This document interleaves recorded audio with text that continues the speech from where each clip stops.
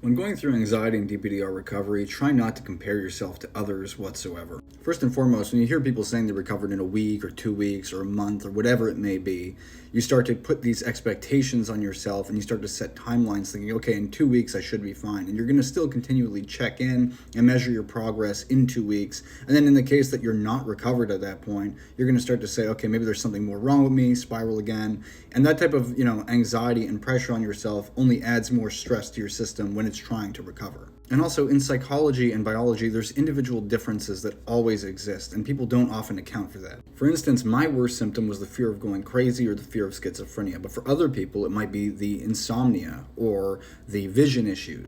Not to mention, some people might react heavily at the beginning to their symptoms and, fall into DPDR, but not fall into the pits that some of us do. Because sure, DPDR is a symptom and people can have that early on in sensitization as well. But some people, once they develop DPDR, they fall further into the actual anxiety trap beyond DPDR, where you get complete physical symptoms like, gastrointestinal issues, vision issues, sleep issues, and on and on and on. That's why it's important, in my opinion, to look at anxiety-driven DPDR as anxiety as a whole and not just DPDR itself. So for instance, one person could have had one bout of DPDR and got out of it fairly quickly and then interpreted it as the same thing as what someone that's been dealing with it for 4 years has, but he's just not strong enough or doing the right things to get out of it. And while it's true that if someone's been dealing with this for 4 years straight, if it's anxiety-driven DPDR, there's a good chance they're probably doing some things that are incorrect in terms of how to recover. But people often misunderstand that person's level of sensitization will be a lot different than someone that's only been in it for 2 weeks. And that's why the recovery principles remain the same, but the experience can be completely different from individual to individual. But at the end of the day, everybody can recover when doing the correct things.